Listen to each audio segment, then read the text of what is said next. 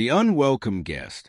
The doorbell's shrill chime sliced through the Sunday morning quiet, a sound so jarring it felt like a blade against my nerves.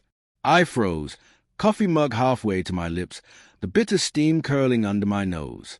My husband, David, was supposed to be at a conference in Chicago until tomorrow. No one else would come unannounced to our secluded cabin, where the pines whispered secrets and the gravel drive crunched under rare footsteps. I set the mug down, its ceramic base clinking against the counter, and padded to the door, my bare feet cold on the hardwood.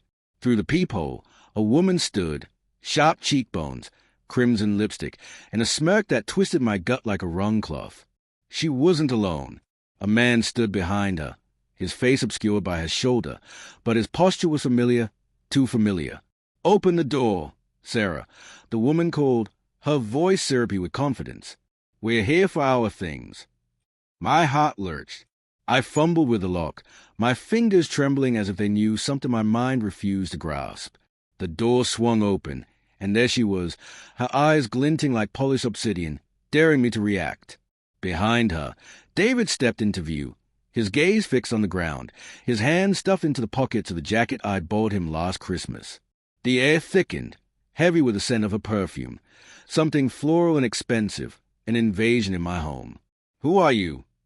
I managed, my voice a brittle thread. My eyes flicked to David, searching for an explanation, a denial, anything to anchor me. He wouldn't meet my gaze. "I'm Vanessa," she said, stepping closer, her heels clicking on the porch.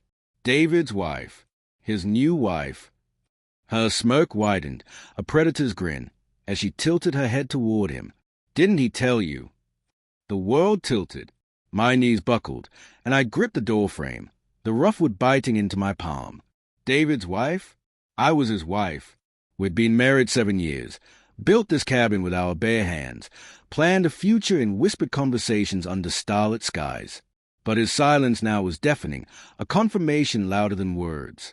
My chest tightened, each breath a struggle against the weight of betrayal pressing down.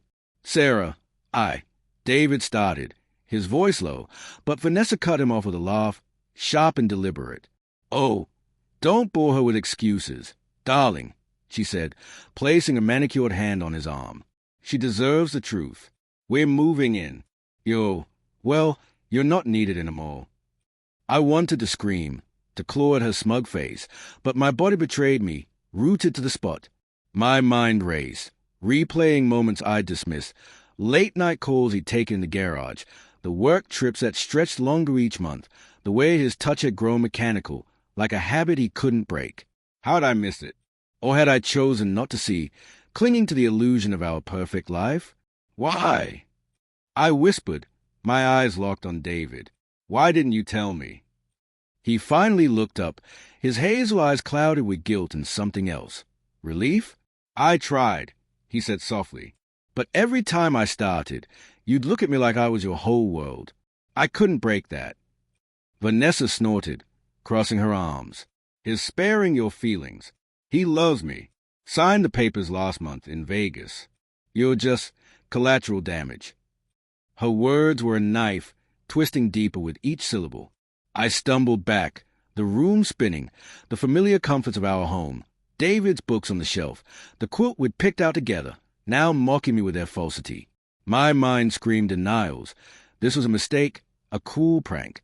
But the papers Vanessa pulled from her purse, crisp and official, bore his signature in the same looping scroll I'd seen on our mortgage. "Get out," I said, my voice rising, shaking with a fury I hadn't known I possessed. "Both of you." Vanessa's smile didn't falter. "We're not leaving without what's ours. The cabin's in his name, too, you know." My breath caught. The cabin, our sanctuary, our dream, was legally half his. I'd trusted him implicitly, never questioning the paperwork. The realization hit like a physical blow. He'd planned this, calculated every step while I'd been blind, weaving dreams around a man who'd already left me. David stepped forward, his hand outstretched. "Sarah, let's talk." "Don't touch me." I recoiled, my voice cracking. The air was thick with the scent of pine and betrayal, the walls closing in. I wanted to hate him, to erase a love that still pulsed traitorously in my chest. But love doesn't vanish. It festers, poisoned by truth. Vanessa's eyes gleamed, savoring my collapse. "We'll give you a day to pack," she said, turning toward the door. "Be grateful we're generous." As they walked away, David hesitated, glancing back. For a moment, I saw the man I'd married, vulnerable, conflicted. Then he followed her, his steps resolute, leaving me in the doorway of a home that no longer felt mine. I sank to the floor, the cold seeping into my bones. The truth wasn't just that David had betrayed me. It was that I betrayed myself, ignoring the cracks in our foundation. But as the gravel crunched under the departing car, a new resolve sparked in the ashes of my heartbreak. This wasn't the end. I'd fight for my home, my dignity, my truth. And when I faced him again, it wouldn't be as a victim, but as a woman reborn in fire.